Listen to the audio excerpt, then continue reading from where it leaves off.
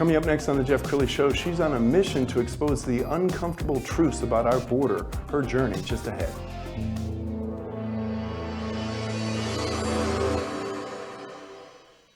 Many are predicting that the worst is yet to come, which is unfortunate, said one person here. Until now, they've enjoyed the reputation of being the nation's icebox. Watched a burglar in his home this morning by webcam. As a journalist of over 25 years, stories are what make my world turn. Reporting live from the Dallas newsroom tonight, Jeff Crilley, Fox 4 News. But in 2008, I took the jump from my familiar life and started a PR firm from my home. We're talking about anyone with a camcorder like the one I'm using becomes a television network. We started slowly growing the company, and we now have over 100 clients, and we've branched into the world of live digital broadcasting. I now own 8 different TV studios and have a huge team, and the stories that I now get to share are sometimes the most important of my life. Life has a funny way of coming around full circle.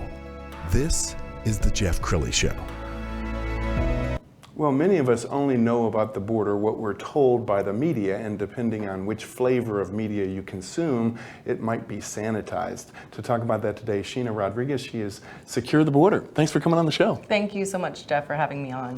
Well, I want to hear your journey, because you've become almost a crusading journalist, but you didn't intend to. Yeah, no, most certainly didn't. I actually started my advocacy years ago in the pro-life movement.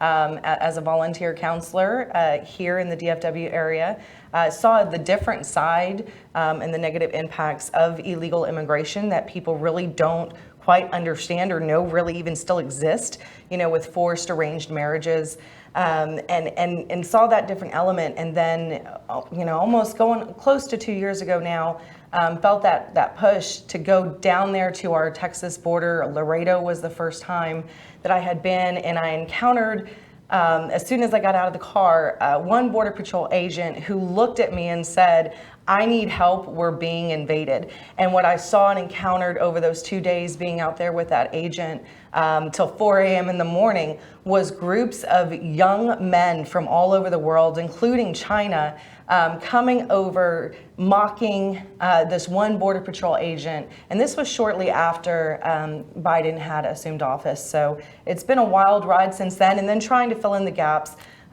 you know, of what's actually happening at our Texas southern border, and fighting in our state capitol, trying to raise awareness and push for legislation that can try to fortify Texas as much as constitutionally possible. So you went down there, you saw kind of the horrors with your own eyes. I guess it would have been easy to go back to your regular life. What kept you moving forward? The children, what's happening with the women and the children. And, you know, the first time that I went down there, I was actually really angry. And I still am angry, but what I ended up seeing, and I've been everywhere from the RGV up to El Paso and everywhere in between, was on how policies impact the illegal aliens who are incentivized to come, what happens to them along the journey, specifically these innocent children who have no control over what's happening to them and their exploitation. And then, of course, the impact on Texans and Americans. Their lands are being ravaged. Our children, you know, are being killed. Over 100,000 by fentanyl poisoning. It's not overdoses, it's intentional poisoning. And that's just to touch on a few things. You got the national terrorism element to it, which I think is specifically important to our area, the DFW area. So those are the different elements that I began seeing, and I'm like, you know what? I don't see anyone really down here. You may have, you know, a few that show under the bridge in Del Rio, or the big drones, you know, shots up in the air of these thousands of people. But what's really happening? And there's so much more than just those shots, those quick shots, and those quick blurbs. And this is an existential threat impacting everyday human beings. And so I had to take action, and people, when they do understand or they do get a glimpse of how bad things really are, they want to know what can I do? And I'm just a regular mom. My you know, education is in developmental psychology. I homeschool my daughter.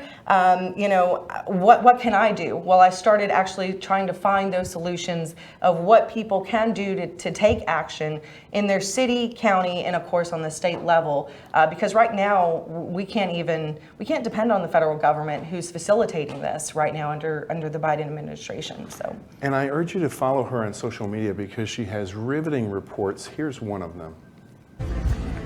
This is Sheena Rodriguez with Alliance for a Safe Texas and Secure the Border, coming to you live from Yuma, Arizona. Out here trying to expose the truth. There is no other media sources out here except for our friend and colleague, Anthony Guedo. We are out here on the front lines trying to show Americans and Texans the active invasion that is currently underway. Since the last 2 years since the Biden regime has taken office. And then we are bringing ways that you can try to fight back, stand with us and fight back, take action in your own city, county, and in the great state of Texas.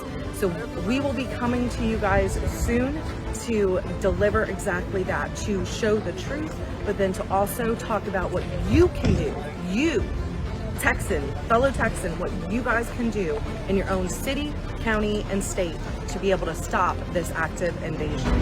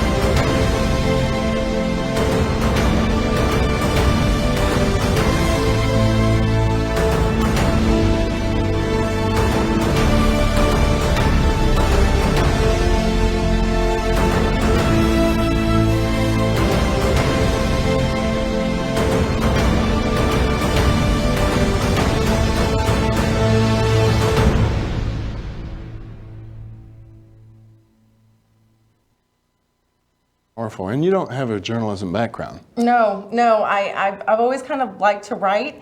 And on our website, we do have some of the blogs, but then I'm like, how else can I get this message out there? And I've written a few articles in Texas Scorecard and now also with Voice Media. In addition to my blogs, and then of course we have a podcast that I just started because I'm like, how do I get this information out there? And so that's really what I'm trying to do, because really one of the biggest things that people can do is don't assume the vast majority of Texans, even and Americans, don't really truly understand how bad this situation really is. Again, they see under the bridge in Del Rio, but they don't really understand the full impact. So sharing the content, sharing the messages really is one of the biggest things that people can do to get this information out there. Absolutely. And you have a nonprofit. Let's talk about that.